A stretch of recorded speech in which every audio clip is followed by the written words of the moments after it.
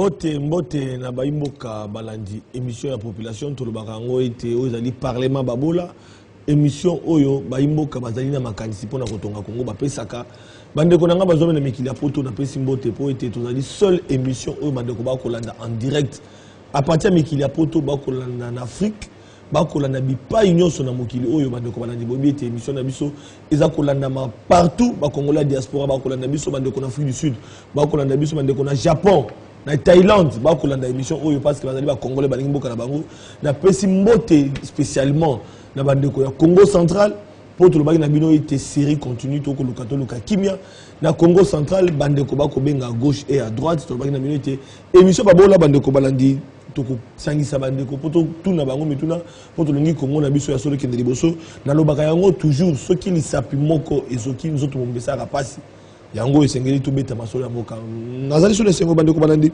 po ete na laka kibino ete to ko sala débat contradictoire pour na koluka kimia ekota na Congo central po ete ba obaleka kimingi na etando na ngani na ba émission ya population émission so babola mingi ba pesa ki bazalaki contre moi na mboka gouverneur Atumatu Bwana pona oelekaki c'est sous sujet ko zongela te kasi esengeli mbula matadi ozengi gouvernement topé bazali ko kamamboka bazo solution pona niveau ya assemblée provinciale bolandaki bino moko était procureur général sengaki ba lever immunité ba po ete ndeko azala na maboko ya justice mais bolandaki ba député ba sedakité bandeko balandi esengeli to continuer pour tout le monde on dirait makambo kangami nde bandeko bazako ba ete crise topé situation ezali bloquée mokonza mboka pe tata ekolo autu kozonga na mboka bandeko so waki esengeli tata ekolo ameka kotala yango esengeli premier ministre ameka kotala yango kasi bilenge ya Congo central ba obazali pour ou contre ba ko kanisa nini voilà bandeko banandi na souci ya kotonga mboka spécialement na Congo central pour te kimezala na sangisi pona bino na loboko na ngai na bana loboko na ngai ya mobali oyo boyebi ndeko Papi Levi lelo en blanc ndeko Papi Levi mbote Mbote ndeko Flavien. Boni Congo central. Non, Congo central par grâce de savant. Mona Matadi. Oui, Mona Matadi né grandi na Matadi. Ex-collaborateur il y a Jacques Mbadou, pauvre Ouakoufa. Fait gouverneur Mbadou c'est tout. Jacques. Merci beaucoup. Voilà, na loboko na ngai à gauche, nazali na ndeko Pichu Mouvova oyo elenga Congo central, bandeko boyebi epi moi mingi parce que na mikolo lekaki to yambaki azali parmi bato yo ba organiser qui marche pour le départ.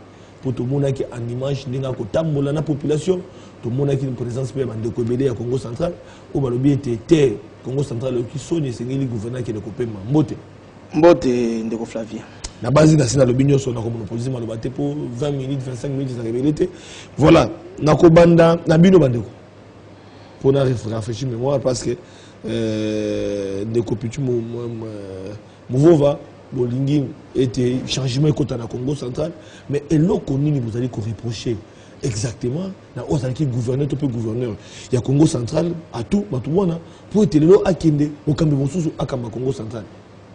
Merci beaucoup ndeko Flavien pour l'invitation na o eloko to reprocher ezali oyo eza na réquisitoire wana ya procureur général outrage public na bonne mœurs otozo reprocher na ndeko gouverneur à tout yango match to salaki to sengaki na gouverneur à tout a démissionné pour akende ko présenter ba moyen de preuve na ye ba yeba soki ya solo ezali to ezali yete deloko sengeli eloko to sengi yango wana to soki Justin wana a démissionné pour na lokumu même ya yemoko a démissionné to sengaki ba révoquer redok wana pour na makambo lekaki eloko to sengaki yango wana et l'autre c'est qui a démissionné. Il y a un autre grief au retenir na réquisitoire. Il y a procureur général.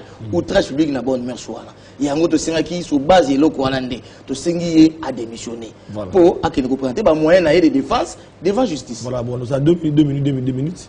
Après 2 minutes na ndeko Papi Levi Olandi ndeko yo travailler na oyo azalaka prédécesseur na bango nyoso kulutu na bango pauvre Jacques Mbadou Congo central bobi ndenge bojiraka le Congo central ndenge komi lelo me bande ko musu babi o elekaki na Congo central Olandi batelemeli basengi akende yo lobi oui d'abord na ko pesa batu sombote bazolanda biso na tango yo pe na nzambe nenga bateli biso 360 km pour to koma na Kinshasa awa d'abord na ko meka muke ko yibisa ndeko za pembe na awa to za bani Congo il faut to longola na culture ya jalousie mais to kota na culture o ya paix Vous savez que loi na biso mboka elobi que infraction individuelle. Ngaza chrétien na état d'âme na été et quelque part na Bible balobi botika mwana même akufa na poison melier moko. Vous comprenez? Donc muntu asala ki erreur.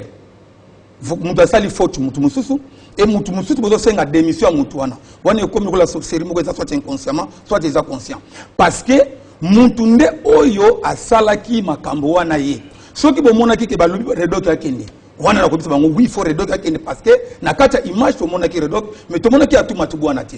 Vous comprenez? Parce que quand ça la kumoko ba monter yango et tant ba vidéo ko monter kuwana bazo luka mutu par exemple ya mutu wana mais ba créer kuwana à partir ya awana Kinshasa pour la déstabiliser province Congo central. Vous comprenez? Parce que soki batu ba Congo ba meki ko zonga mukesima na makambo elekaki mabeya atu a démissionné eza wapi parce que na moment oyo makambo esalemi ndeko Flavien poste gouverneur eza nou vacanté mais te comme on a déjà candidat gouverneur basi ba bimi déjà donc ni la kisanini yo za na soif intensif non okufite mais muntalobi ke ndeko na bino moko le pango ya Flavien komi ngai c'est que ye mutaloki maladi na yo asa sûr que certain que muntu ata to salisi dengi na kokufa na misulinda donc pour dire que biso ba jeune concept de développement du Congo central vraiment na matadi né et grandi na matadi parce que depuis que bano sala ba débat awa moi na matadi originaire matadi na leki na plata télévision non na mi ba G8 ba bana matadi te na biso ba bana matadi te biso bana matadi donc G8 na matadi te G8 Michel Roger na lobby na yo G8 ndeko na ngai aza mwana kisantu les blancs Congo abotamaki na mwanda mende a évolué mingi na patu. Vous comprenez? Le seul mois na matadi. Seul mois na matadi. Minto salaki. Comme kambo ekoi. Minto salaki. Tolobaki biso ba jeune leader. Il faut maintenant to sala nanu o ba bengi enquête entre biso moko ba jeune leader. Oyo bena Kinzonzi parce que oui, parce que nana baki bien que faut Kinzonzi. Makambo na biso. Ona nini Kinzonzi. Nana lingi poto luka terre d'attente. So tu dois sanctionner bandeko na biso. To ko sanctionner bango biso moko, mais ba koki ko imposer biso te na bato mzuke. O bango il faut ba longwa parce que biso boso ki boto. Na biso nego Flavien, les qui notre grand frère na yo. Lokola yi apparemment azali ni na ngai. Na zi costume ni na teki yango.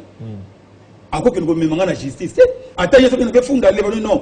Il y a beaucoup de niveau famille. Pourquoi pas ma camarade biso mon mais vous avez pas d'accord qu'il va sanctionner mais est-ce que niveau famille na lobby na yo ke ngana linga ki batika mwana meme akufa na poison Amélie yemoko donc ba o bazala ki na scène wana ba monde baza chancer baza censé pardon il y a ça wana mais non gouverneur a tout parce que na image wana azala ki te. Merci beaucoup voilà prof Nabi qui vous a dit chef des travaux pays na uniki na bozo na même tikana zonga bomuke na bengonde ko pichu de ko pichu na ndinde ko levi à lobby pe atali c'était Kinshasa parce que c'est ça niveau famille et non pas à considérer dans Kinshasa vous me dites que tel année beaucoup que ça dit comment parce que bah tu ne sais pas dans niveau Kinshasa va le déstabiliser Congo central.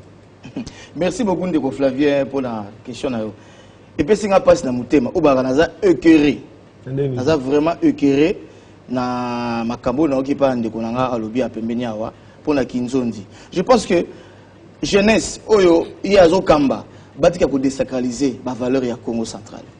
Ba désacraliser moralité, et bah c'est désacraliser Kinzonzi et comme la purgatoire et immoralité, c'est inconcevable. Il faut remonter dans l'historique à Kinzonzi parce qu'on a l'impression que Kinzonzi est place au salim à besoin de Kinzonzi bobomi si non. Il faut y avoir rôle et le ministère public et zanini. Tous un état moderne. Kinzonzi est allé au benga ba tradition, ba coutume na biso. Ozo komba coutume na biso ya ba congolais. OK. Le lot tous un état moderne. Pour na côté na ba déterminité. L'état moderne, le loyo, tous ça même droit écrit na coutume. Ozolanda. Il y a même droit, bah source à droit et c'est la loi et puis coutume payaka. Ceux qui loi régler problème, coutume régler problème. Ah on a problème tous ça lango, boté obeta masola Kinzondi. On a l'impression to le baki, tout ça la justice dans le Congo central, boté gabiso to ça na bolda dans salité na biso to yokana, to bon ça na biso. Il faut mettre fin à cette affaire là. Eh zali mabeke, bino au lieu que injonction ta Kinshasa. Non, injonction ko di Kinshasa. Justice ali Kinshasa, justice ali pour na RDC Mbimba. Et ça pour na batunyo. Et ça impartial. Et ça li kamba justice. Et ça la province. Et papa, et tali justice ali moko. Ozolanda. Ba décentraliser justice ezaka moko Et ça pour les Congolais nyos. Ozolanda. Et ça pour la justice, ça pour la bastion pas baka. Et ça la rending wanati. Ozolanda. Est-ce que il y a cataracte, comment cataracte en fait dans le monde on dirait et mon thème est-ce que ozomona on a techno le Cameroun parce que entre Bandengoluba il y a cataracte vous avez trois oui il y a cataracte. Est-ce que c'était bitumba on a passé tout le monde comme ça va gérer pendant temps et belé et comme monsieur il va gérer alors comme aussi maintenant il faut dire débat là ba ya okabla cataracte nazo nsomo mukika na histoire mukika au moins il va velléité à Kabula province c'est balade depuis 62 Bana 62. So lundi ndeko Vital, je crois Vital Mwanda. Toujours on a histoire. Asaki président de la province de Congo central à l'époque. Parce qu'à l'époque, le chef lui a commencé à dire Songololo. À l'époque, Tabakaboli Congo central, Bandundu na Congo central. Songolo est chef lieu de Congo central. Victor Panda, président de la province de Congo central. À ce discours na assemblée législative na Kassangoul je crois bien. À ce discours ne moko. Pas le Bakiba Congo, Congo baza moko. Ozolana basé belete. Congo bazali moko ezali peuple Congo des occupés territoire congolais bazali loko moko pas indivisible yango na 64 conscient babengi ya lulabu banga sa so balikoma balikama ba divia okabula ba province wana Congo central ba temba bito zaka loko moko to komika calamité bazo sala ba découpage territorial biso Congo to temla yango to bolika mokabula ba territoire wana to bino biso Congo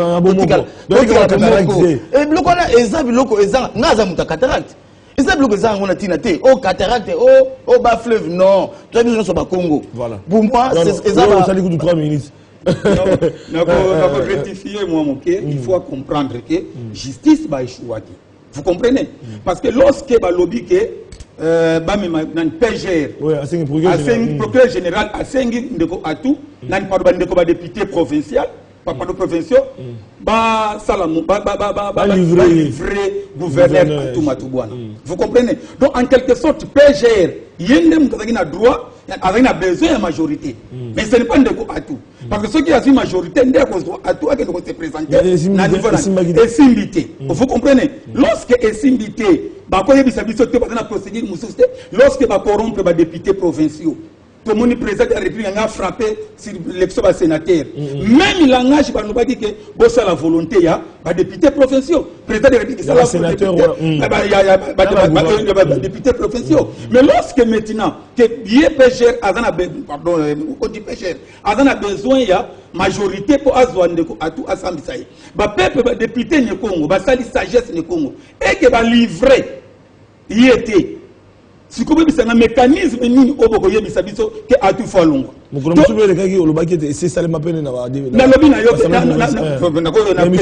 Peut-être un problème à l'information. En 2006, le nez monde entier, j'ai salé à passer notre leader. Azalaki n'a problème au niveau de la justice. Donc, on va interpeller la justice. Mais à l'époque, le président Kamere a tellement livré. Honorable Fabrice Mpole en 2014. Madou a porté plainte. Mais Moutabandu, le vieux Obéminac, a été livré pour la justice. Donc, normalement, on a siégé. Mais on a commis injustice parce que d'abord, à tout hasard, jamais suspendu. À tout hasard, il y a une lettre d'invitation. Mais il y a un péché qui a tout à la bureauté. Parce que lorsque le ministre intérieur, pour aller à l'arrêter, il y a suspension. Mais arrêter, c'est une invitation. Pour y aller, il y a justice. Mais à un moment, on est présent le état de droit, mais je ne crois pas que dans le Congo central, état de droit est parce que dans le moment où le gouverneur a une lettre de suspension, et bien, il y a une invitation, il y a qu'on se représenter dans le ministère intérieur, il y a qu'on se représenter. Le lobby qui va député va livrer, une majorité, ni les gens empêchés, le gouverneur a tout dans le bureau, n'a été. Pour comprendre que voilà. On a énormément de détails moi autour ça makas ouais na base ba tumata kolanda émission na poto ba kolanda na Congo na Afrique Congo central mo ba kolanda sur l'émission na lingala au population ko yokaka kolanda ka PGR a échoué té Zolanda PGR a sali musala na ye il faut que loi te bloqué Zolanda ngai ceux qui ezaki gouverneur té à tout dès le loi ezaki na justice wana ozandi PGR a bloqué parce que il faut aller dans l'assemblée provinciale ezali loi PGR au moins PGR Azala, c'est pas n'importe qui. Azali plus de 10 ans. Azali PGR à l'époque. Donc, Sangisa Cour constitutionnel, Conseil d'État, Cassation, au Kansel Omoko. Il y a Azali PGR pendant 10 ans. C'est pas n'importe qui a un dossier, à Singabocha Moutana accusation, à 5 réquisitoires. Il faut prendre ça au sérieux. il faut que banga batouana azala maele oyo sakanate mais le principe donc échec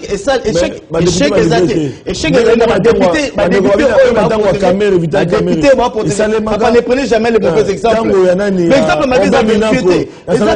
ma papa exemple ma vertu exemple ma mutasane François va répondre à la justice. Tant qu'on député pas bloqué. Non, voix de sortie. Non, na proposé qui n'a pas qui voix de sortie la fois passée. Na pesa qui idée nanga. Vous comprenez? Ba député pas bloqué, projet à Moussa n'est bien. Vous comprenez? A réuni les manios se parle ba à tout, yom dosa à la base yelo quoi là. Il y a le bic à tout ba mona qui na film na ba mona qui na image non.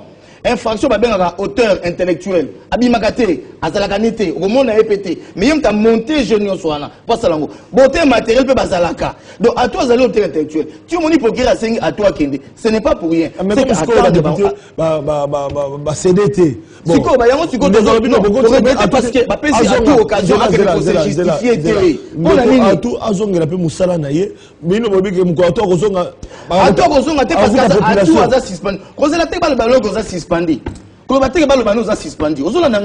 C'est l'esprit de la correspondance. Et ça, c'est pas le géographie, exemple, titre, coup, mais bon temps, histoire, exemple. On va dire histoire, géographie, non. Il est suspendu. Document officiel, ou un ministère intérieur, Ezali, Basengi Moutassa intérim, soit Basengi Moutassa intérim, Nayo, et la Xinini. Et là, c'est nini? Il suspendu pour la raison d'enquête. Pour raison d'enquête. Il y a des intérimaires. Comment est-ce que des intérimaires ne peuvent pas convoquer Moutou? Pour répondre à une invitation, tu es intérimaire pour un jour. Ça se fait où? Ça se fait pas. On ne peut jamais te convoquer même sur le nom tu es intérimaire. Il est suspendu. C'est une déclaration officielle du ministère intérieur. Ça a suspendu. Asungi biso. Ndeko picha asungi biso. Ngana yo pona kotali ça été. Bako ko bako comme le pemba monte lettre de nous a suspendu. Ils appellent ma forme. Ça la contenu à la correspondance ya bien ministre intérimaire. Quand ba tia intérimaire wana. Il y a intérimaire ça na musala. Et dans les façons pour à tout appel madé. Na lobby na yo na regretter na prof. Parce que tant mon qui na professeur Luzolo na zaki trop sûr que aza peut-être ndenge ba professeur Luzolo bazali na ndenge ba professeur Masolo bazali parce que ndenge lobi ndenge wana d'abord na regretter lorsque gouverneur la province il faut azala suspendu na document o ba bengi arrêté o ya ministre intérieur o izo plakisa ke ba suspendre ye soki aza suspendu pour azonga il faut secrétaire d'état bangonde ba siège akapona ko lever suspension ya gouverneur la province mais lorsque arrêté ça limité naza na document ngo malheureusement na yaki mo président Mbula o na ngina ya na document o ya ministre intérieur salaki et ça qui document suspension botika koko loi na lobi mon frère esprit na lobi na yo ke lorsque déjà gouverneur a bimi vous comprenez na vice gouverneur ministre précédent a kosala intérim ya gouverneur mais vu que montage ezali makasi awa lorsque mbado akufa ki a toi sala ki intérim au tika ko mona ba ko installer un intérim a toi comme gouverneur intérimaire ba ko installer na niveau province Congo central mais c'est automatique. Lorsque le gouverneur a bimi, parce que c'est une lettre d'invitation, parce que lorsque déjà le gouverneur a suspendu, arrêté, mon frère, Dieu donne une invitation, c'est ça la suspension du gouverneur. Lorsque le gouverneur a bimi, na vice-gouverneur, ministre précédent a fait ça intérim. Donc, on a dit que ça qui wana, et ça qui le connaît bien en Angola, il a coup d'état, pour déstabiliser le parce que lorsque nous avons lobby na yoki, bah pour qui qu'on suspende, beaucoup ben attaque professeur nous allons bandi, beaucoup mon a grand bateau basala droit casse beaucoup ça. Lorsque bah nous suspend le gouverneur, bah qu'on suspend le gouverneur na lettre na arrêté le ministère. Lorsque na camarade Basile, je salue en passant, azala qui sous na droit à suspendre parce que après na 4 jours, bah ça la remise et reprise. Ce que tali document on a nazango, et ça document il y a suspension et ça document il y a invitation. Voilà. Merci beaucoup. Voilà, alors, tout retenir Nilisiko. Est-ce que dans le niveau ministère intérieur, dans le niveau justice, c'est déclaré clair, tout peut être conzambo, va suspendre officiellement pour bandoler la kimia, on trouve le droit, non, et moi, quand on comprend le soutien. La décision. Alors, il est compliqué. La seconde temps, non, il fallait qu'on soit arrêté, il fallait ceci. Non, Moutazo gérer dans le gouverneur de la province, pas le gouverneur de la ministre intérieur. Aux Hollandais. Ce qui est dans la province, le ministre peut prendre des mesures conservatoires. Ministre intérieur a conservé des mesures conservatoires. Communiqué, on a signé. Et ça, on a signé à Kiango. N'est-ce pas le ministre de l'Intérieur? C'est le ministre de l'Intérieur qui a signé de communiqué. Le ministre de l'Intérieur a communiqué à l'objet intérim na yo et que ça la malamutu tel. Pour la raison à la fonction, il faut qu'un même document, même où toi comment qu'il déclaration officielle ou communiqué officiel ou à comment pas le bagage à la fonction na yo.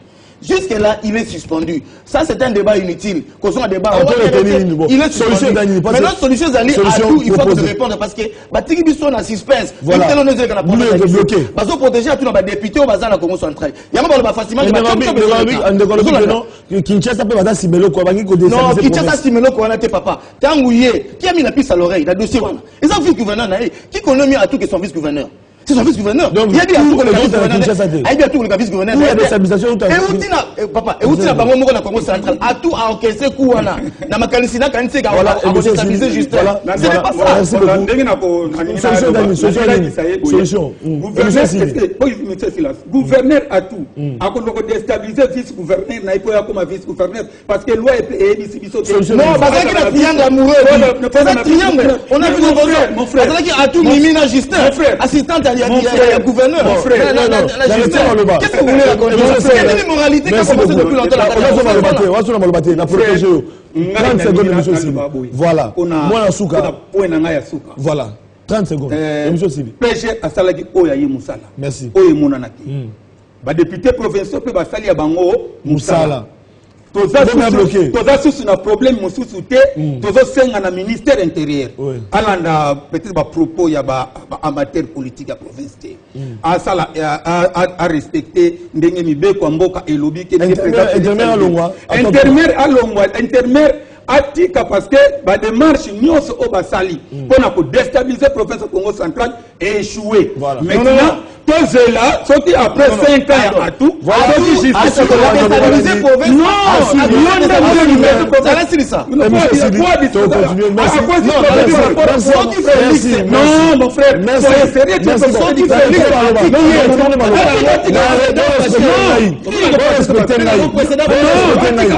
Merci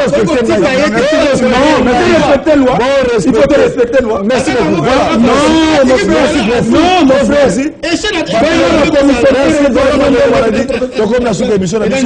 Voilà le sujet où on a préoccupé les Congolais. Mon Konzambo kasi azongi na mboka to banzi ete bande ko bazo kamba o bazali pe kolandela makamwa na procureur général de la République assemblée provinciale ya Congo central bande ko nyoso bolandi bino moko nyoso zali suspendu to kosa la ligne à suivre très prochainement puis c'est des solutions o ya kopesa pour être crise le Congo central pour être bande ko bazala na kimia eza ba o bazali pour o bazali contre makamwa masima to kolanda to koyamba bande ko musupe bazana makanisi to pe bango mibale to continuer de bande habiter sur ndamba kusunga pour te ba to kosa la ligne pour être kimia ezonga na Congo central matondo mingi opesa na mbote na bino mbale